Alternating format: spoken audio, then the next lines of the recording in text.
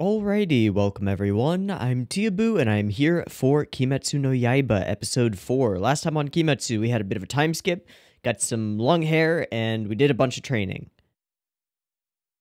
That's most of what happened in the last episode. It was pretty okay. Not my favorite episode so far, but pretty okay. A lot of people in the comments have been saying stuff like, "Don't worry about the generic shonen stuff. It fades out a little bit. I wouldn't worry about where the story is going. It goes good places." So I'm kind of excited. We'll see where it goes this episode. I've got episode 4 up. It's at 0 seconds. There will be multiple versions of this reaction video. You can find picture-in-picture versions with the video up over there in the description down over there, and a timer-based version on YouTube with discussion at the end and a beep beep timer at the beginning for your syncing purposes, which will go right here.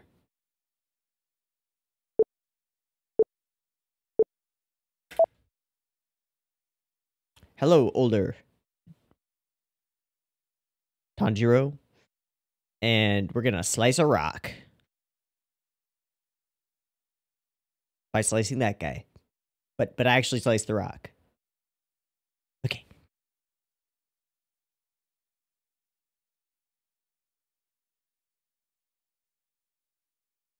Gotta use that ham on.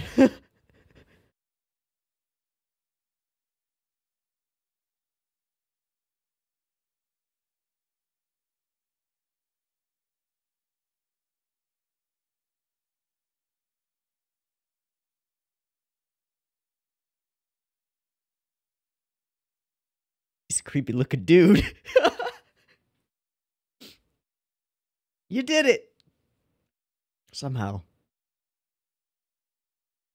Still kind of confused by that. But that's okay.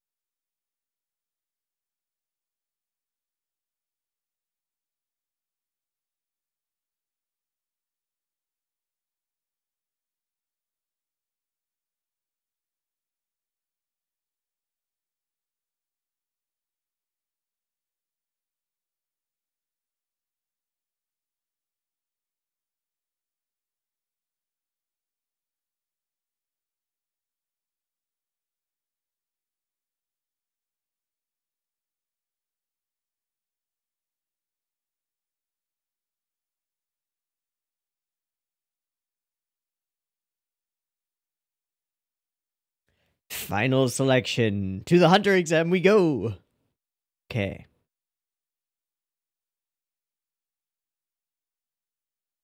Huh?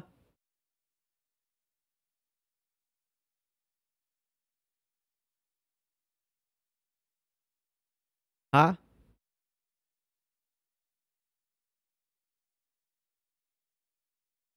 Oh.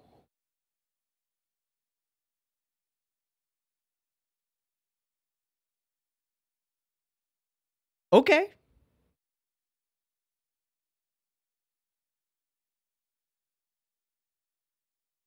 So, definitely not Mystic Lines of Death Perception. At all. Karno Kyokai. Just a little bit. Just like a little bit.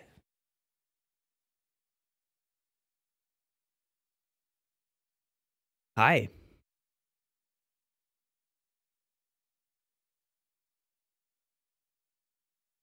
Oh.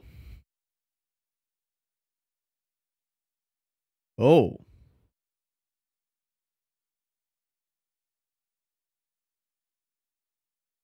But ruffle, ruffle, ruffle.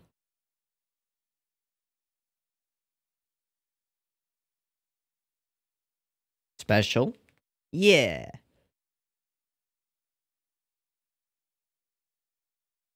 You know what? This moment feels fucking earned. It actually does.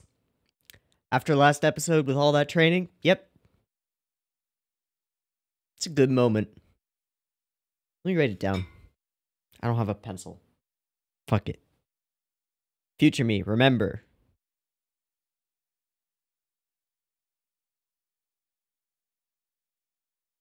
You're leaving. Yeah.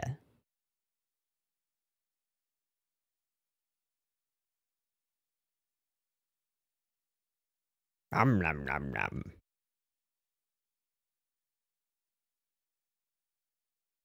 Is he thinking at this point? He's thinking. Okay. It's hard to tell because the mask. Build up for the future. Good. Where is his sister right now?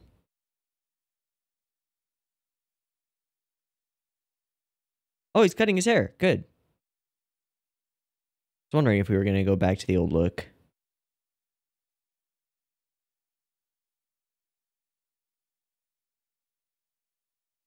Hmm.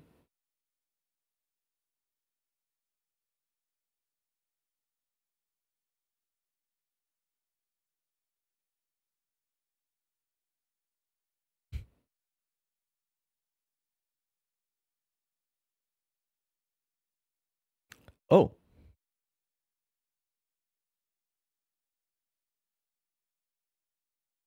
So the older. Okay.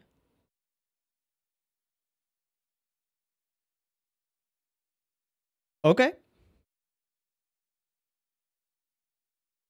Hmm.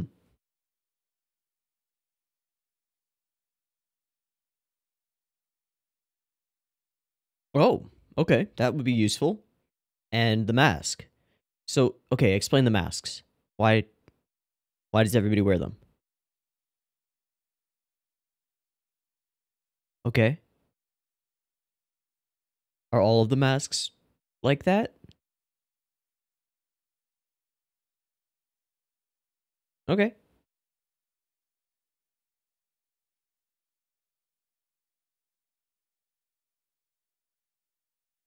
Oh. Got himself some new garb. Nice.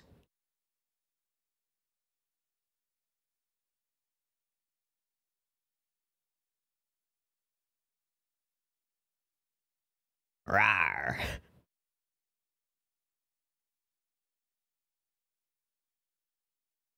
Okay.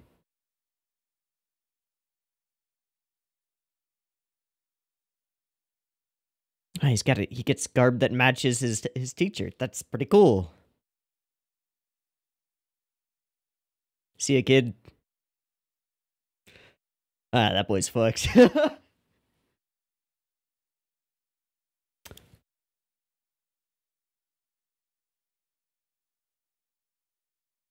Wait, he doesn't know that. Nani? What? So, wait. Okay, that's interesting. This is a pretty track.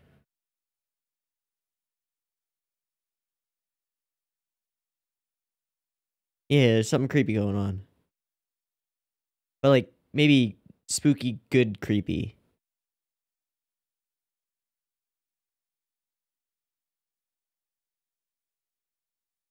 Oh, everybody who's here to be selected? Wait, are the two kids right there?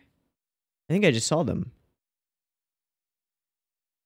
Or no, these are the from the OP. Yeah. Wow, he is beat up or dirty. And this kid, hey, he doesn't have all the hair that he has in the shot we see him. Well, hello. Nope. Mm-mm. Nope. Nope. Nope. The fuck are you? I hate it. I hate it.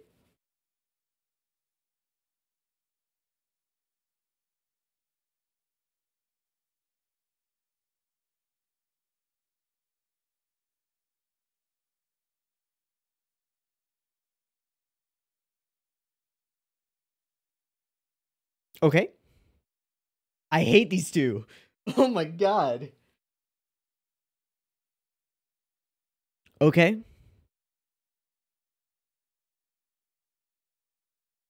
Challenge granted. Gauntlets down. Taking the step. Wow, is this a JoJo's reference? No. Nah. Nah. It's pretty close, though.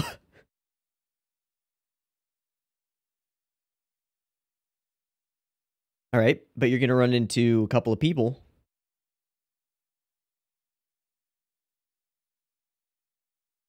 Gotta get there.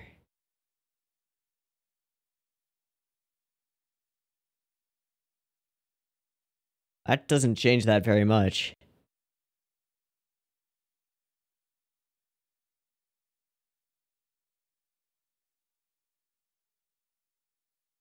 Ooh, this is a nice spooky theme.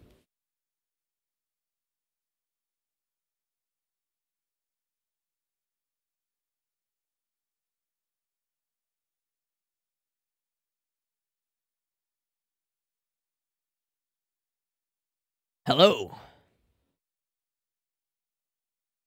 Okay. And there's another. Okay.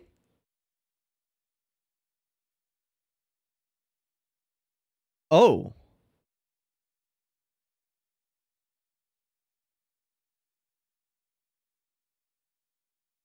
This music is really good. I love it.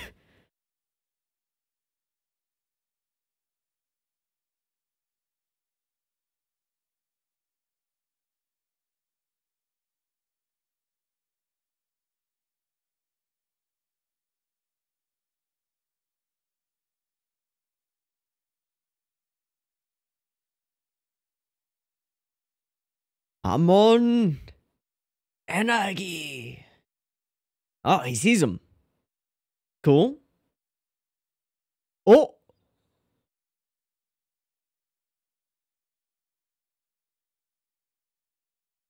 Okay. I'm down for that. I've been waiting for those water powers, but now they're not really powers. It's just, it's just cool as fuck. Nice.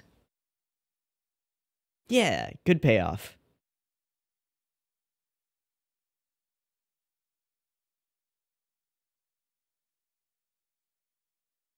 So do you get any loot?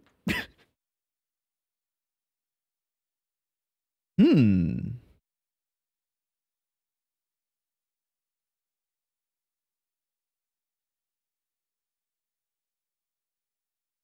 Hmm. Special sword.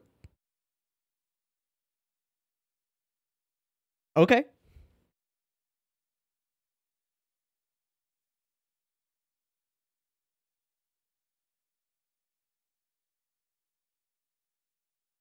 Cool. Gotta love that. Oh, praying for the demons. Interesting.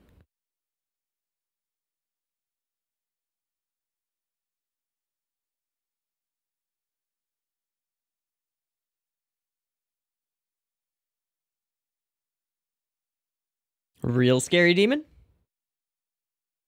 Like way too scary? Oh, Jesus, what the fuck?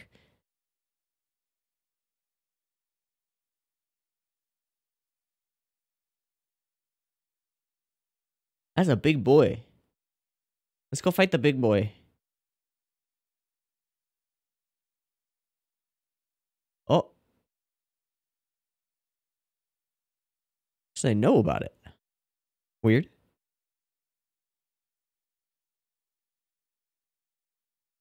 Aw.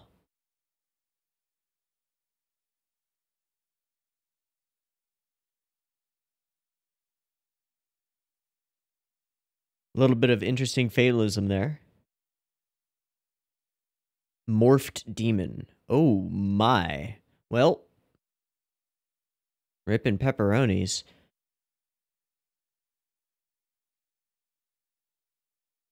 Oh god, is it like... God, that's a lot of arms.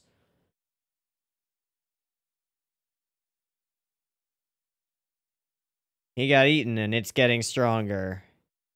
Yep. Yep. A lot stronger. Oh, fuck that. I quit. Can I be a farmer? Alright, that was awesome.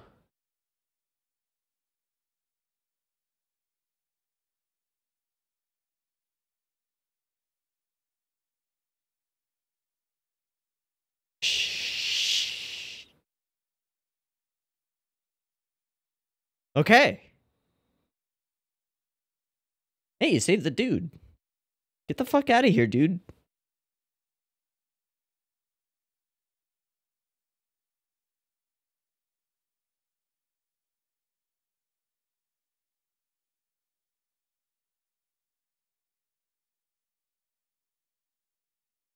So did he kill the two that we met?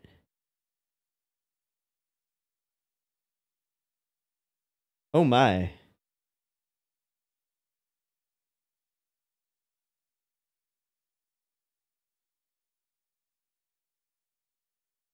He's angry.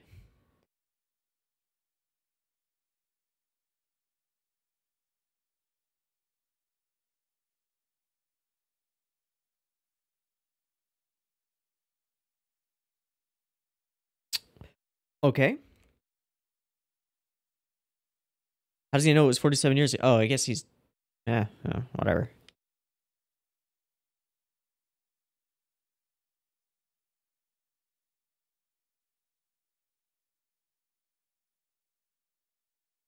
That one doesn't look like normal demon.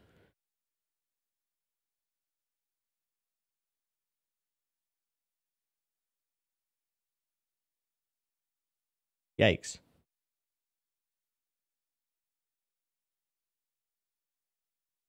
Damn. He's a strong boy.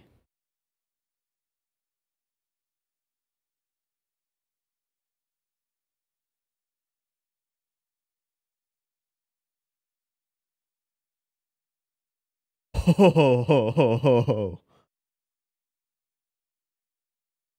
Okay. Got a one-sided grudge.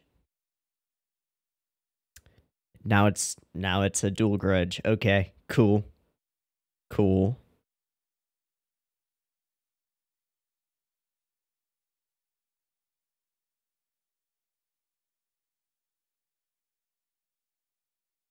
Doesn't ring a bell.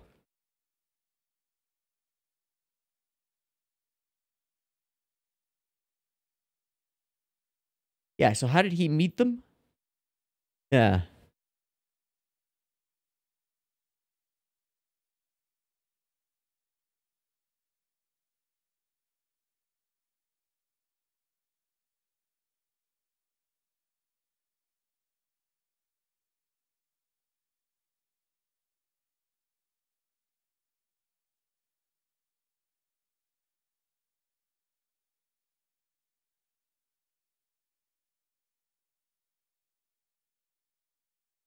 Seems reasonable.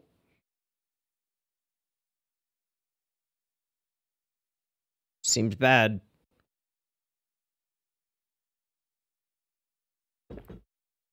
And enraged. Wow.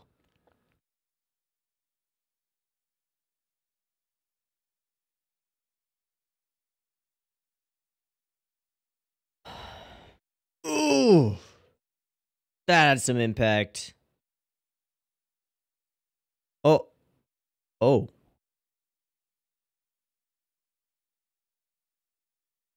Good idea.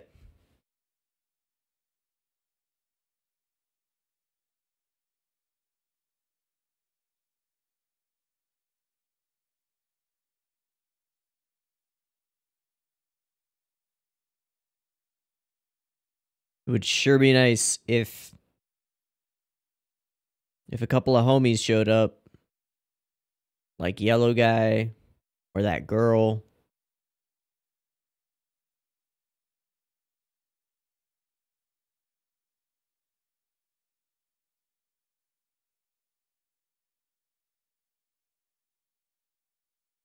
Wakey wakey. Alright, nice.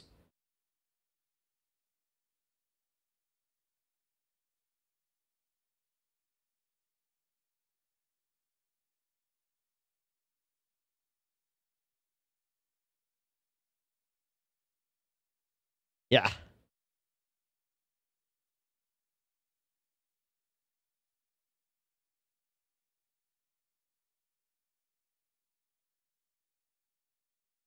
Oh, fuck.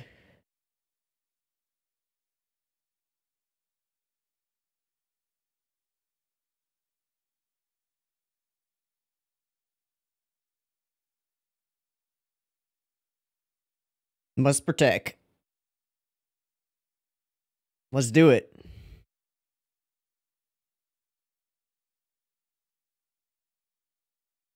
Oh, boy. That was tricky.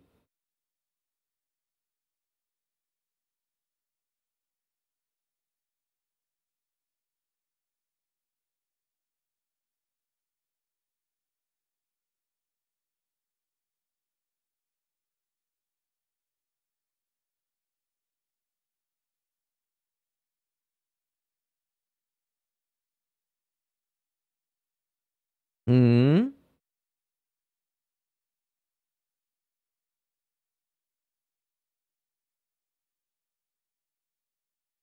Okay.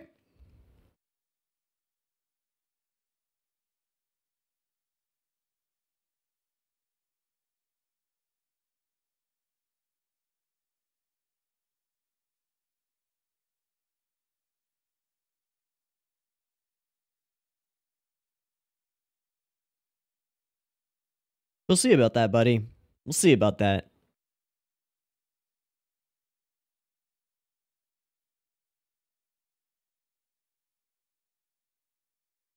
He sees the thread. And he did it. Get fucked. Oh, that's the end? Wow, that was fast. That was really fast. Cool. That's a good thing.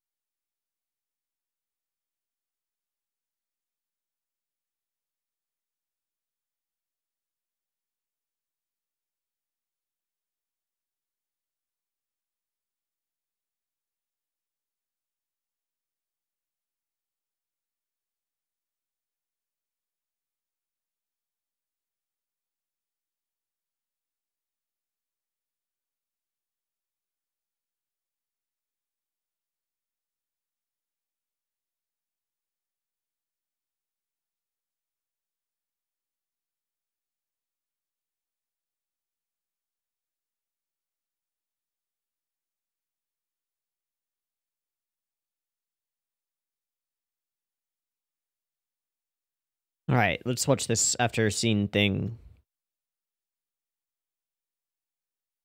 They're not quite previews. They're like little fun things. Yeah.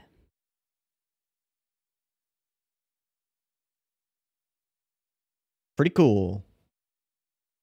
Indeed. What?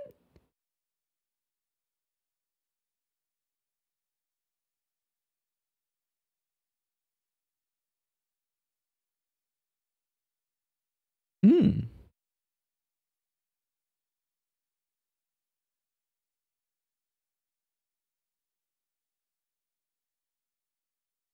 Hmm. Okay, so Zenitsu is probably the yellow guy, the blonde guy with the thing who appears in the OP. Okay, general impressions for this episode, really good. Most notably, the pacing is really good. When an episode of anime goes by like that, and you're just like in it the whole time, which is how I felt during this episode, usually that's an indication that it's well paced and the plot points are spread out so that you're constantly hopping from one to another without really like any dips or valleys in tension. And that's kind of what we got this episode. There are a couple of different like layers of tension, mystery, and intrigue here.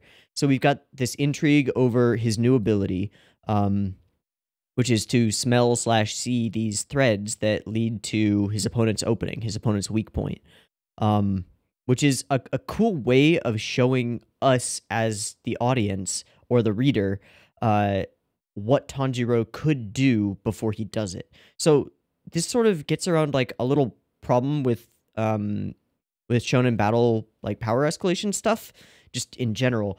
You don't really know what your main character is going to do, because they've got like a background of moves that they know, and then you're like, okay, how do I figure out? Every battle is kind of like a puzzle, right? How does Naruto beat whoever? How does shonen protagonist beat enemy? How does Gon beat Hisoka? You don't really know, and so it's a nice surprise when it happens, and you're like, yeah, that's cool. But what this does is it gives you a chance to sort of see through the enemy's moves the way that, you know, the characters sometimes say that they do. And you can sort of, you see ahead of time what Tanjiro might end up doing and might be able to do. And so that starts the tension building. You're like, oh, cool, he's going to do a thing. There, he can see the weak point. Let's strike it. And that's kind of neat. It lets the audience in on Tanjiro's thought process and his decision-making process during fighting. So that's pretty cool. Another layer of interesting stuff is this reveal by Urokodaki where, well, we'll talk about this moment because it's really good. But when he says Sabito and what's her name, Teacher Man is like, wait, how does this kid know those kids? They're dead. So there's this really interesting mystery here. How did he meet them if they're dead? That sort of explains some of the weird stuff that went on when he met them, like slashing at what's-his-face's mask and actually ending up slashing the boulder. But it's still a big mystery, and so I'm hooked and watching to figure out how that happened and what's going on and what Tanjiro is able to see and how. Then we've got, yeah, now is a good time to go back to this moment. So this moment that we get here where Urokodaki just like sort of shows up after he's done the boulder cleaving. And remember, this is after he's done training and training and training and training and training. He's been working, pushing himself to the brink and beyond. And then Urokodaki shows up and ruffles his hair and says, "You're pretty remarkable." And this moment where he cries, like, in a worse show, this could feel really forced. But here, it feels super earned when he hugs Urokodaki. It's like a really great, heartfelt moment. The music is swelling, and it's really good. It's great. So then we go from there to like, you're a grown boy, gotta eat up, get stronger, which is also used for exposition as to like demons get stronger when they eat lots of people, which is perfect setup for the demon that we meet in this episode, a demon who has eaten a lot of people, specifically a lot of Urokodaki's peeps. So that's pretty cool, and there's more tension over that. We get to see how far Tanjiro has come when he slays the two demons who come after him at first, but then we see that there are still much bigger challenges out there in the world, so it's not like the ride is over at all. It's good. It's great. So he reaffirms his purpose to do stuff with Nezuko, gets a new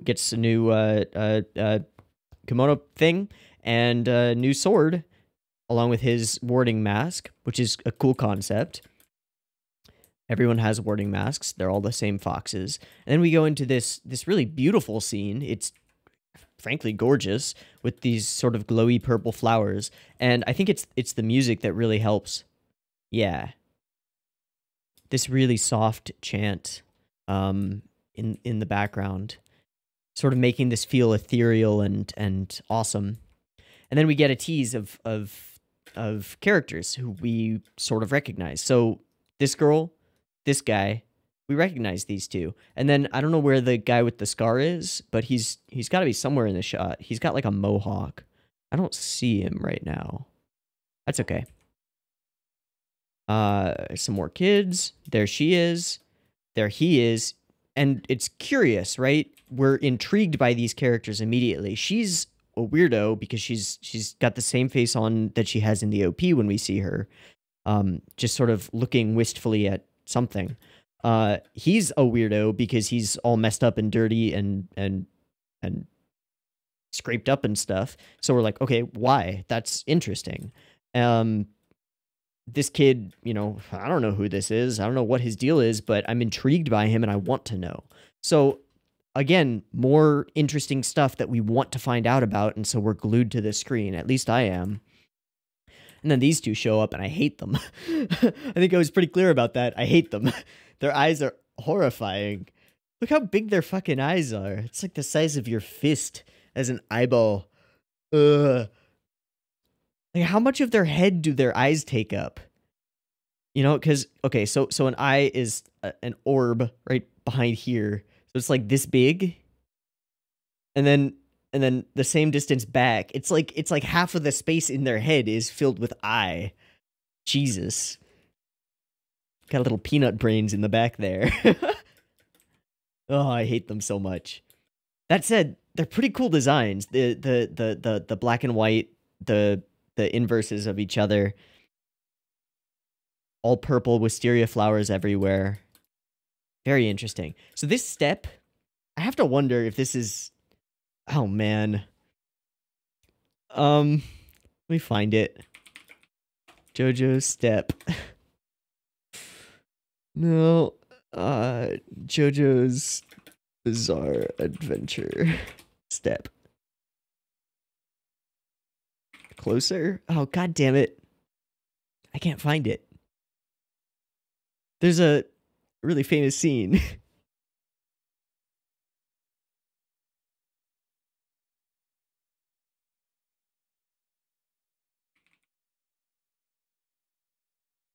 Yeah, there we go. Approaching me. This. Right here.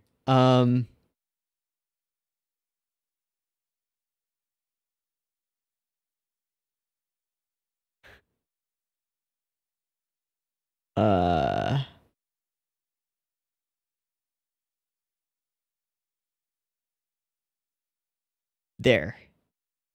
You can see that, I think. This Dio step,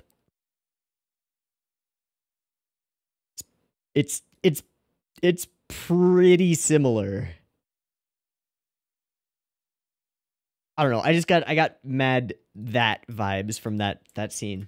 In any case, whatever. So then we rip roar and start right into the exam thing. There's no hullabaloo about it. We get the explanation of what they have to do: survive for 7 days out in the forest. It's an enclosed space with wisteria flowers everywhere, so it's basically a prison for demons, which they then use to train kids or get them eaten.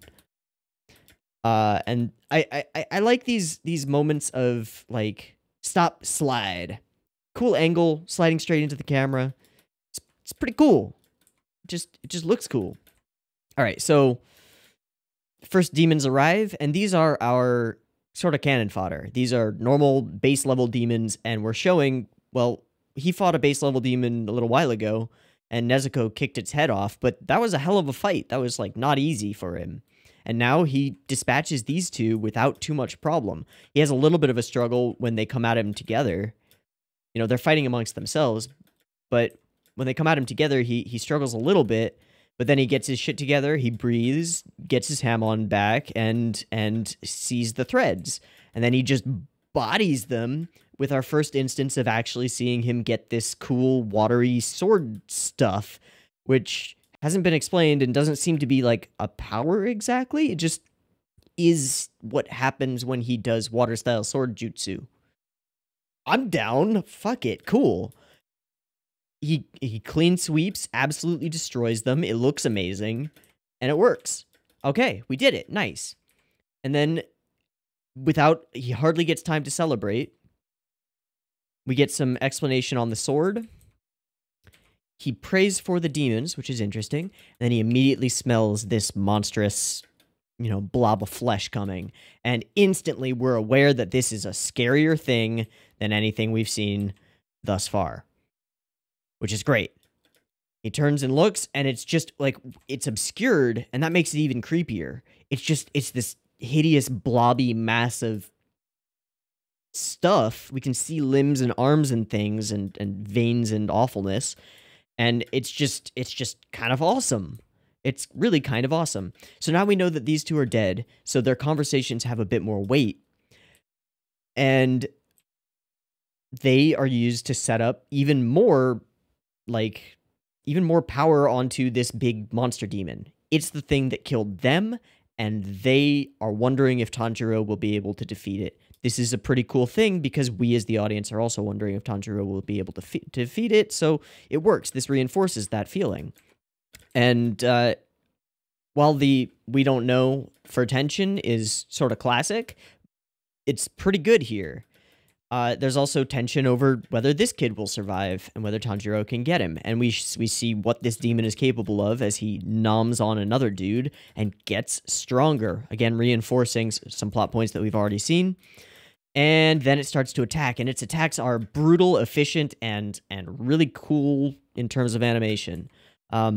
They do get a little bit repetitive, at least as far as, like, there are multiple scenes of Tanjiro running, slashing, and arms come at him and they get slashed. That's fine. They're pretty cool scenes.